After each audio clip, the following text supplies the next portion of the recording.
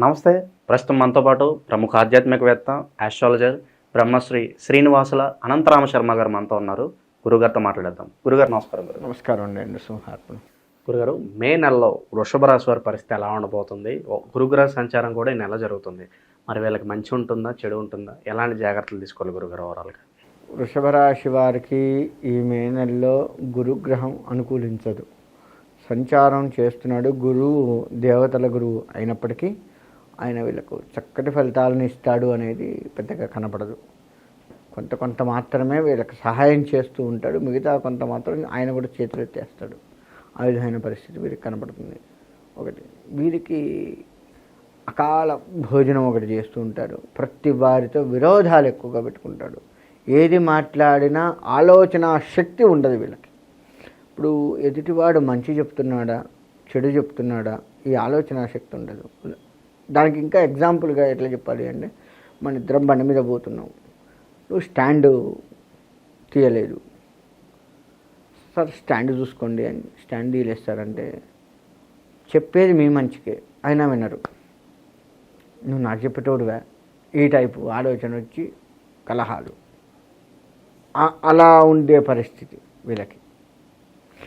అలా అంటే ఎంత మంచి చెప్పినా మన కోసమే చెబుతున్నాడు అని ఆలోచించే శక్తి కూడా ఉండదు. ఒక రకంగా ఇంకా లోతుగా వీళ్ళు చెప్పిన మతిస్థిమితాన్ని కూడా కోల్పోయే పరిస్థితిలో వీళ్ళు ఉంటారు. మతిస్థిమితం కూడా వీళ్ళు పూర్తి స్థాయిలో కోల్పోతారు. ఒక పిచ్చివాడు ఎట్లా బిహేవ్ చేస్తాడో ఆ విధమైనటువంటి బిహేవింగ్ ఈ రాశి వారికి ఈ నెల మొత్తం కనపడుతుంది. ప్రతి వారితో గొడవ, చిన్నది పెద్దది ఏదైనా ముందు గొడవతో ప్రారంభం చేయాలి. ఆధిపత్యం నాది ఉండాలి, అరిస్తే అవతలోడు లొంగుతాడు. ఈ విధమైన ఆలోచన వీళ్ళకి బాగా ఉంది. సో దీనివల్ల వీళ్ళకి మానసికమైనటువంటి ఒత్తిడి, తద్వారా అనారోగ్య పరిస్థితులు కూడా నెలకొంటాయి. ఇక్కడ శుభకార్యాల పరిస్థితి అండి గురుగారు? శుభకార్యాలు చేస్తారు. గొడవతో మొదలుపెట్టి శుభకార్యాలు చేస్తారు. కొంతమంది గొడవతో మొదలుపెట్టి శుభకార్యాలు ఎట్టకేలకి వాడికి చెయ్యాలి. అమ్మాయికి పెళ్లి చేయాలి, అబ్బాయికి పెళ్లి చేయాలి, అదే టార్గెట్ వీళ్ళకి. ఆ విధంగా మొత్తానికి శుభకార్యాలు అయితే చేస్తారు. ఆరోగ్య పరిస్థితి ఎలా ఉండబోతుంది? ఆరోగ్యం అంటే వీళ్ళకు అంతంత మాత్రమే, అంత ఖచ్చితంగా వీళ్ళకు బాగుంది, అసలు డౌటే లేదని అన్ని రాశులకు చెప్పినట్టు లేదు. వీళ్ళకి ఖచ్చితంగా ఈ ఆరోగ్యం, వీళ్ళకి బీపీ, షుగరు, థైరాయిడ్ ఇటువంటి ఆరోగ్య సమస్యలు బాగా వస్తాయి. థైరాయిడ్తో కూడా వీళ్ళు ఇబ్బంది పడే పరిస్థితి వస్తుంది. ఇక నిరుద్యోగులు, వ్యాపారస్తుల పరిస్థితి ఎలా ఉండబోతుంది? నిరుద్యోగులకి మిశ్రమ ఫలితాలు వస్తూ ఉంటాయి.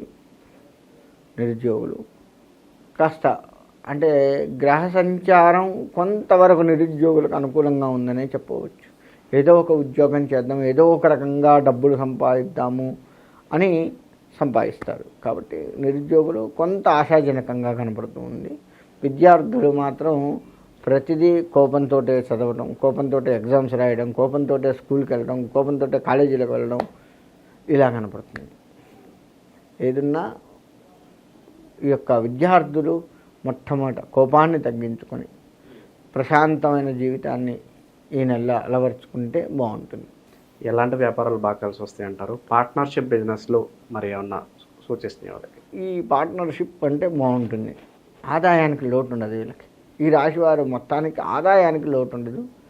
ఖర్చు కొంత వీళ్ళ కోపం వల్ల ఖర్చు పెట్టుకుంటున్నా బాగుంటుంది. వీళ్ళకి ఎంత కోపం ఉన్నా వీళ్ళ పార్ట్నర్, అర్థం చేసుకునే పార్ట్నర్ దొరుకుతాడు. తద్వారా వ్యాపార విషయంలో పిచ్చోడా అరవకురా నేనున్నాగా అని చెప్పి సర్ది చెప్పి, వాడికంటే వీడు ఎక్కువ అరిచి వాడిని కాస్త తగ్గించి ఈ లాభాలను వీడు తీసుకొచ్చి వాడి చేతిలో పెడతాడు. తను లాభపడతాడు. ఏమొచ్చింది ఇప్పుడు చెప్పు, నేను ప్రశాంతంగా ఉన్నా, చూడు రూపాయి వచ్చింది, అదే నీలా నేను కూడా అరిస్తే నువ్వు ఈ రూపాయి తినవు, నేను ఈ రూపాయి తిన, మళ్ళీ వివరించి చెప్తాడు. ఇది బాగుంటుంది. విదేశాల్లో వ్యాపారాలు కావచ్చు, చదువులు కావచ్చు, లాభదాయకం అంటారా? విదేశాలలో వచ్చేసి ఒడిదుడుకులతో నడుస్తూ ఉంటుంది. మన దేశంలో ఉన్నంత ప్రశాంతత వాళ్ళకు ఉండదు. విదేశాలలో వ్యాపారం చేసే వారికి ఎక్కువగా కూడాను మిశ్రమ ఫలితాలు వస్తున్నాయనే చెప్పచ్చు. వీళ్ళకు మాసాంతంలో అంటే లాస్ట్లో 30 వంతు లో లాస్ట్ చివరి వారం 10 రోజులు ఎట్లా ఉంటుందంటే అనుకూలం అవుతుంది. ఈ మొదట 30 వంతు ఉన్నటువంటి కష్టానికి కాస్త బయటపడేది కనబడుతూ ఉంటుంది. ఇంకా మెరుగైన ఫలితాల కోసం వీళ్ళు ఎలాంటి రెమెడీస్ చేసుకోవాలి గురుగారు? వీళ్ళకి అత్యంత మెరుగైన ఫలితాలు పొందాలి అంటే గురు ఆరాధన మంచిది. మీరు గురు ఆరాధన అంటే దత్తాత్రేయ ఆరాధన కనుక చేసి, లేదు బాబా గారి గుడికి వెళ్ళడం, లేదు గురువుల్ని ఎక్కువగా ఎవరైనా బ్రాహ్మణుని గురువుగా నమ్మి ఆయన చెప్పినట్లుగా చేయడం, లేదు వీళ్ళు సన్యాసులు ఇప్పుడు ఉంటారు కదా పీఠాధిపతులు, అటువంటి పీఠాధిపతుల దర్శనం ఎక్కువగా చేసుకొని వాళ్ళ ఆశీర్వచనం పొందడం ఎంతైనా మంచిది. గురువు అనుకూలత కోసం ఎలాంటి దానాలు చేసుకుంటే బాగుంటుంది గురుగారు?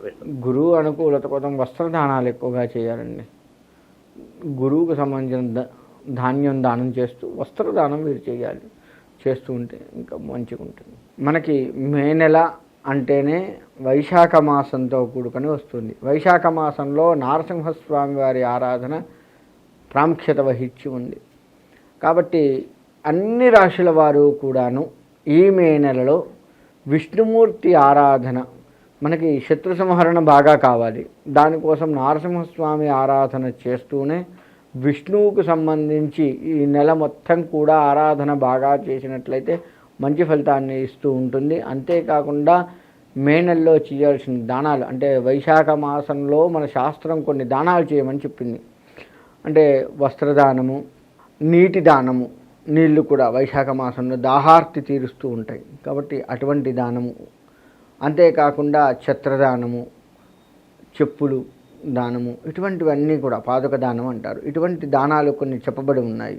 వాటిని కనుక తెలుసుకొని చేసినట్లయితే తప్పకుండా అన్ని రాశుల వారికి ఈ దాన ఫలితం మనకి అంది వాటి నుంచి కాస్త మనం ఉపశమనం పొందే అవకాశం ఉంటుంది. కాబట్టి అన్ని రాశుల వారు కూడాను ఈ నెలలో దానాలు చేస్తూ విష్ణుమూర్తి ఆరాధన బాగా చేసినట్లయితే విష్ణువు ప్రీతిగా మనం ఏది చేసినా సరే మన యొక్క కష్టాన్ని ఆయన తీసివేసి, మన శత్రువుల్ని ఆయన తీసివేసి, మనల్ని పెడదోవ పట్టకుండా మనకి కూడా స్వామివారి యొక్క అండదండలు ఉండి చక్కగా మన ఈ మే నెలలో వచ్చే ఒడిదుడుకులు ఏవైతే ఉన్నాయో అవన్నీ కూడాను బయటపడటానికి విష్ణు ఆరాధన ఎంతైనా మంచిది. కాబట్టి అందరూ కూడా ఈ విధంగా చేసుకోండి.